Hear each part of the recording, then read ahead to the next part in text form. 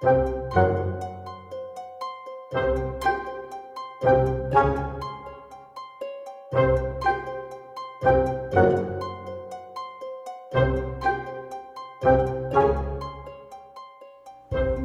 I'm Jerry. You are? Mm-hmm. I didn't know that. And I continue to be so. Really? Mm-hmm. Huh. I've lived with you all these years and I had no idea you were Jerry. This video's going swimmingly so far. I'm Pamela, that's Princess. Where? Sassing. Over there, yeah. Off camera. And that's Arlo. And there's Arlo. All dressed up. And we're Life is Trail Running. And today we're going to talk a little behind the scenes action from our Little Red Running Hood video. Woo! As you will see from some of the footage I just took with the GoPro out our front door, we got a little snow last night. And so we're here with our tea, and we're going to talk about making the video. Ginger turmeric tea, if anybody's interested. Organic. Delicious. Arlo didn't want any tea. No, it seems like his groin's on fire, though. It does. All I see is like a glowing image in the background of his... We were trying to be all fancy artistic, and we got this little light. It's about this big, and it can turn a whole bunch of different colors, and we thought, let's make him glow. It's cute. I mean, I like it. That's the first thing you should know about the behind the scenes of making Little Red Running Hood. We have no idea what we're doing. We started this project. When did we think of it? I don't even know for sure when we thought of it, but we were just talking about what are we doing for a Halloween video this year, and it came up, instead of doing multiple small local legends of haunts like we did last year, let's make our own and let's just do one big video, which I think worked out really well. She came up with let's do a Grimm's fairy tale because she loves Grimm's fairy tales, and I was like, Little Red Riding Hood. Why couldn't we call her Little Red Running Hood? And we took off from there. So we decided in September that's what we were going to do, and we had to try to get everything. You know, what did we need? Oh, we needed a basket, we needed a hatchet, we needed the cloak, the cape, which we ordered one. It did not work out. Thank goodness we ordered this backup that Arlo is modeling for you, because that was a lifesaver. And because of the pandemic, we couldn't just walk into a spirit of Halloween and look for a good wolf mask, so we had to order one online, and there was one that was way too expensive, and there was this one, and we got this one. And I don't know if you noticed, during the shoot we tried to kind of shoot around it a little bit because it wasn't the best looking mask, so we cropped in some shots and we did some things just so it wouldn't I wouldn't look totally geeky wearing it. I made alterations to the mask too when we got it, because we got it and I'm like, great, this doesn't look the best. So there was like a chest piece that came with it and a neck piece. I took that off. I put the chest piece on the head and I put the neck piece right under the chin, which worked out because then we could bloody up the front, as you could see, and then hook this piece over top with safety pins. Real classy. So another thing about this video is we've just gotten this camera that we're filming this on. Wait just 1 second. This is the new camera we got. It's a Sony ZV-1. It's a vlogging camera. It's not really meant to shoot a movie. It's meant to just do what we're doing now. But we made it work. We spent 2 weeks frantically looking through YouTube trying to figure out the best settings to use for this camera to do some of the things that we wanted to do. I'm sorry, I'm pre-laughing because... And then it turns out we set up all these presets on the camera. We thought we were being really good, and then when we started shooting, we had so much on our minds, we just shot it in one of the presets and not the other. We totally forgot. I did memory recalls for like cinematic and then one for slow motion, and in the end we ended up shooting in exactly what we're shooting, and now that the camera comes with is like autofocus and everything else. Forgot all about it, and you can't turn this into slow motion without it looking choppy. So all of my slow motion thoughts in my head went right out the window when editing came because, oops. And then editing. After we shot all the footage, and we'll talk about that in a minute, we had to edit it. Now Pamela's been editing in Final Cut Pro, but we thought, hey, wouldn't it be cool if we did some Sin City kind of stuff? And so we spent another 2 or 3 weeks frantically YouTubing all kinds of editing stuff to try to figure out how we were going to edit this video the way we wanted to.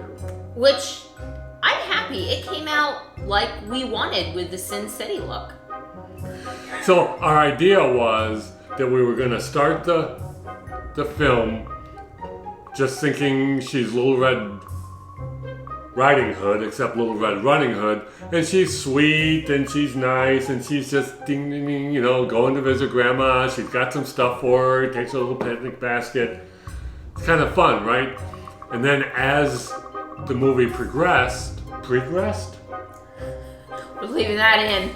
So as the movie progressed, her cape was going to get brighter and the background was going to get darker until at the very end it was black and white and her cape was just shiny red. Mm-hmm.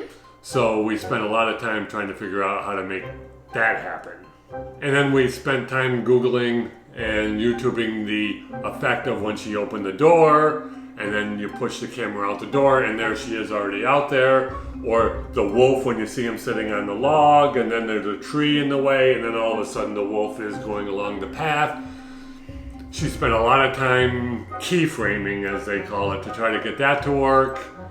And I would just sit there with a document going, okay, now you're supposed to click here and click there. And so we were, again, just learning everything as we went along. So when we came up with the idea, I started writing a story because we knew that this was going to be a Halloween video and we were going to take the Little Red Riding Hood and make her the killer, not the wolf trying to be the killer. So I wrote some stuff, and it's funny because in my mind it was Little Red Running Hood represents like women running, like all women running, and the wolf represents all the guys wolf whistling and cat calling and all the sexist stuff.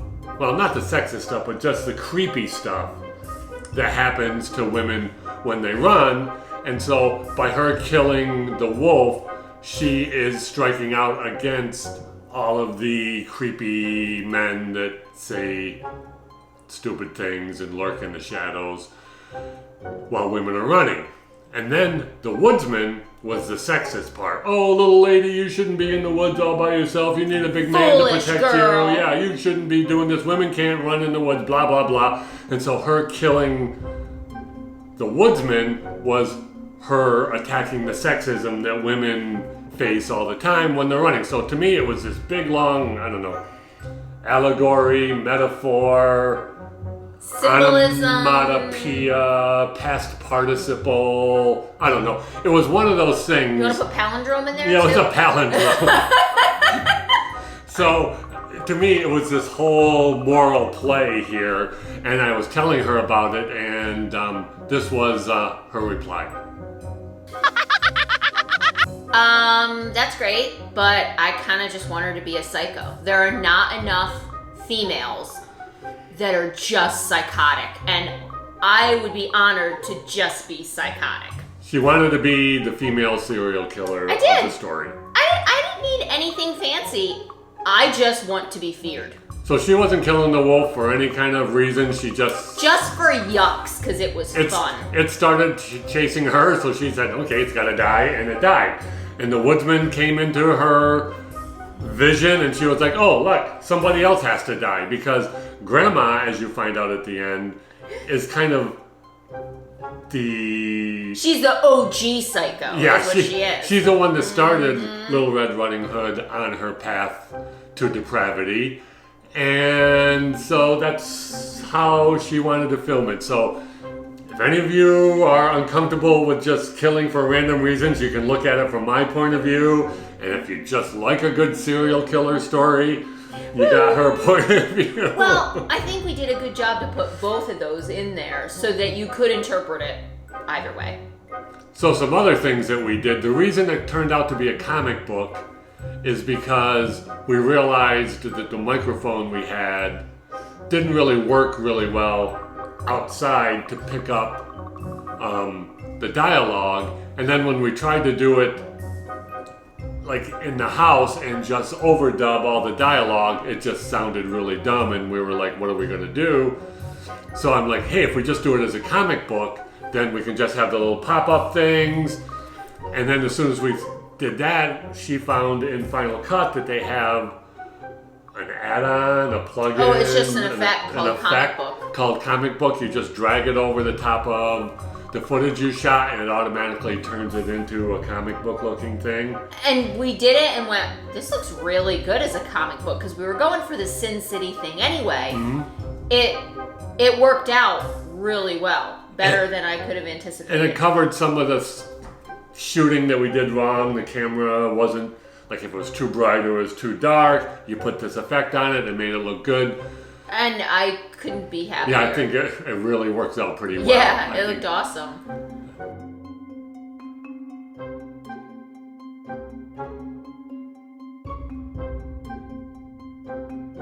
Yeah, so that's some of the things that went on behind the scenes. Arlo we had Arlo from Last year. Last year, we bought Arlo for our aid stations for some of Scott English's races in Syracuse, and we thought, let's just bring them along, see if there's any use we could get there. And when we got to the Florissant, which is the mansion that was built by the person that founded Lyons Falls, the town I'm from, he built that mansion, and it's been around since the mid to late 1800s. When we got there, we were like, wow, look at this study, this little library. It could use some more props. So we propped up Arlo, we put pants on him, we did the whole thing. And we even got a theory by someone that thinks that Arlo is the one that makes Little Red Riding Hood be evil. Yep. So it took us about 2 weeks to do the filming. We filmed in various places, and sometimes we had to go back because we needed some more footage. We did a lot of just driving around going, oh, look at that, and we got some B-roll footage. We just spent about 2 weeks doing that and about 3 weeks editing. Yeah, it was about 3. Listening to songs on Epidemic Sound, which is, in case you don't know, it's a subscription service that you can sign up for, and you can use any of their songs, their sound effects, all kinds of stuff. So we spent a lot of time listening to all of that. Almost every single sound effect that you hear in the video, she put in editing. Behind the scene movie magic. Footsteps. Seriously. God, footsteps. Oh my god. Oh my god. You know, I started doing the footsteps in the beginning when I go across the bridge into the gravel. And then I went, if I do that here, I kind of have to do that everywhere. But really, I mean, how many times am I going to have to put footsteps in? There shouldn't be that many. There were many. This one here is a big fan of Rob Zombie and all of his music, but all of his horror movies. And there is one scene from House of a Thousand Corpses. That was his first movie. That the good guy he's a sheriff, right? He's an ex-sheriff. He's there looking for his daughter. Maybe I can explain. Yeah, maybe she should explain. Let me explain this. There's an ex-sheriff that showed up at the house looking for his daughter, and Otis comes out and points a gun at him, and he gets down on his knees, and the shot just stops. Like, they stand there frozen, and there's no sound, and the crane very slowly pans up and back. And the first time I saw it, I actually thought the DVD stopped working, because I'm like, what's happening? Nothing's moving, it's so quiet. And then he shoots him, and that's the only sound you hear. So His mom flew the drone for the shot that I've got the wolf and I'm standing over him and the drone's going up and back and I've got my arm up.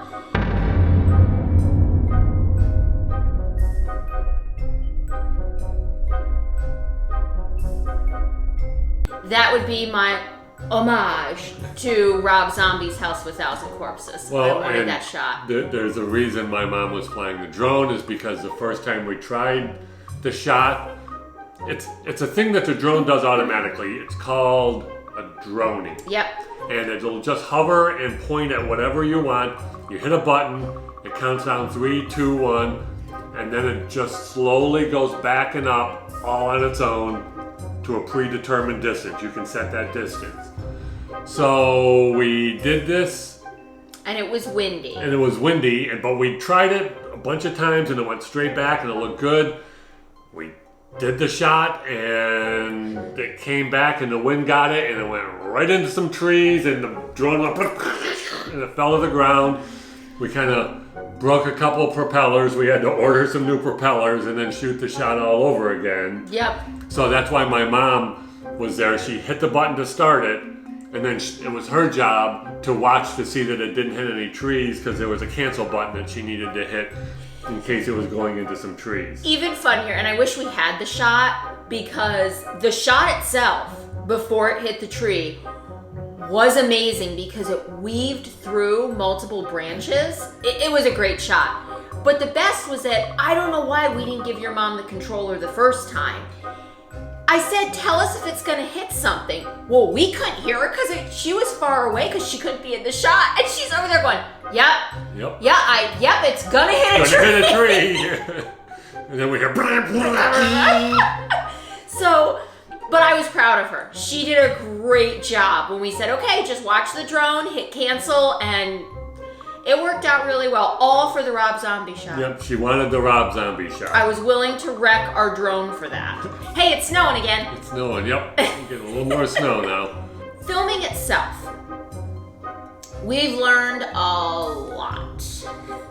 A lot. We did better on the filming for this than I could have ever thought possible, just because we don't really know what we're doing. But now that we've done it, it's gonna get better from here. We're gonna be more prepared. Well, one of the things we learned, and it kind of, it's like, makes sense, it's like, duh, you should. You can't shoot enough footage. No. You can't have enough footage because you never know what something's gonna look like. So shoot it again, shoot it from a different angle, try it again, do it another angle, and film longer. So you get a shot and you go like, here she is going like, killing the woodsman. Don't just go, cut, that's good. No. You need 5 seconds of footage before and 5 to 10 seconds of footage after because you don't know what you're gonna need during the editing process. You may need to cut some of it off and it may screw with the transition. Our moms were a huge help. Huge help. I don't know how we would have done this without them. We were carrying all of our camera equipment. The wolf's head, that cloak weighs like 100 pounds. It That cloak is so heavy, so anytime you see me running in it, oh my gosh. So they were carrying all that stuff, the picnic basket, the hatchet, like all of this stuff. We're just hauling it through the woods and they're coming with us and they were good sports about it. And we wouldn't have had it out in time if we would have had to do all that ourselves. And one more thing back to the Florissant, the mansion that we shot the video at. That's open as a B&B. It's gorgeous. You have no idea how beautiful that place is inside. We only filmed in a couple of rooms. I have a soft spot in my heart for that place. So if you ever want a North Country, upstate New York kind of experience, go stay at Stewart's B&B. It's really, really nice. I probably could put it here right on the screen as we're talking about it, but I'll also put it in the description of this video. Right, so right there is what I'm thinking. I'll put it in the description of the video too, so you guys can go check it out. One other tip about filming. It helps when you hit the record button. We both did it though several times where we would film, we would think, and then go, I never hit the record. Okay, again. Yep, that looked really good. If I would have filmed it. It was recording. Let's do that all again. Fired. Well, at least we didn't do it with the lens cap on. Oh, that would have been just Because I was looking like, how long have I been filming for? Oh, I've been filming for 0 seconds. So, you know, and there's no excuse. I mean, it tells you recording on the bottom, the light's red on it. Just distracted. When you're the writer, director, actors, producers, editors, cinematographers. Yeah, it's kind of a lot. Maybe next year we can get some other people to be in the video so we can stay behind the cameras. But we were very pleased with the way it came out. Yeah. Considering our level of expertise, which is practically none. This winter, I'm going to spend the winter taking YouTube classes on how to actually work a camera, what settings, what stuff you need to do to make it work, maybe lighting. We've got some lights on here now. I don't even know if this shot is lit well, but there's lights on us anyway. Maybe we're washed out, who knows. Just so... But I can color grade it. Yeah, she knows how to color grade now. She thinks she can fix everything in post, so we'll see. So that's our behind the scenes sort of take on the movie. We've been talking for like a half hour. I doubt half of this stuff is gonna That's alright. Film more. Yep. And then go from there. I don't know, maybe somebody would find this fascinating. But yeah, we're gonna try to do more and, you know, keep doing the running vlogs and then once in a while throw in a project like this. Yeah. And hopefully you guys enjoy it. Yeah, so thank you for watching. Thanks for watching us babble for who knows how long we edited this down for. Thank you. Thanks. Woo! Arlo, high five. ... That's Arlo ever says. That's all he says. All right, take care, guys. See you out there. Run the dirt. Run the dirt. Peace.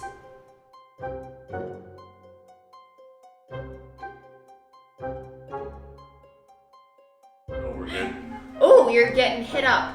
Hold on, he's very, very important. Might be Spielberg, we'll have to see. Maybe it's Rob.